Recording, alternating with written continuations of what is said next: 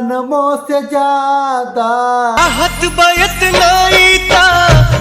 कैसे हो मेरे दोस्त, मैं आप लोगों के लिए आज लेके आ गया हूँ एक पवन भैया के बहुत सुंदर अच्छा गाना जो कि दिल टूटने वाला है।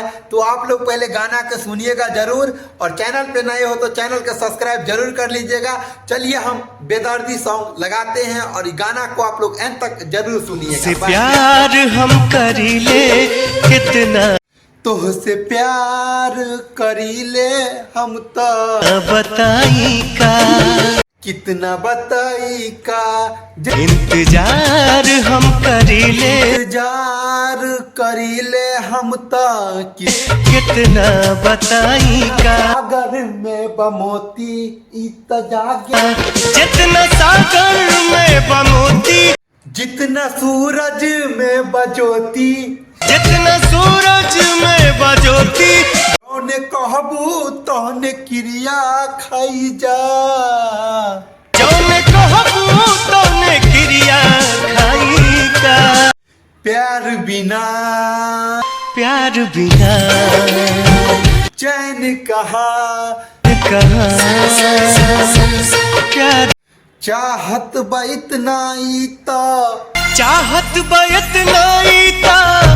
जाने विधाता जाने विधाता, तोहरा के चहली हम तो तोहरा के चहली हम, परनमों से ज्यादा, परनमों से ज्यादा।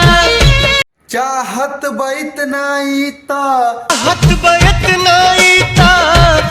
जाने विधाता जाने विधाता, तोहरा के चहली हम तो तोहरा के चहली हम, परनमों से ज्यादा, परनमों से ज्यादा।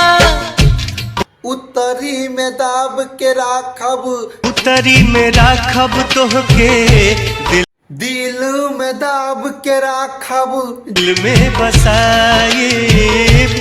टूटल सपनमा मितबारा, टूटल सपनवा मितवा, राखब दबा के, मिलके सजाइब। मौसम प्यार के फिर से आई, मौसम प्यार के फिर से आई।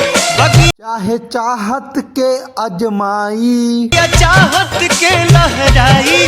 मौसम प्यार के फिर से आई, मौसम प्यार के फिर से आई। भगिया चाहत के लहराई, बगिया चाहत के लहराई। उ सब हंसिए कठोली आई का, उ सब हंसी ठिठोली याद दिलाई का, दिलाई का। प्यार बिना चैन कहाँ, चैन कहाँ, प्यार बिना चैन कहाँ।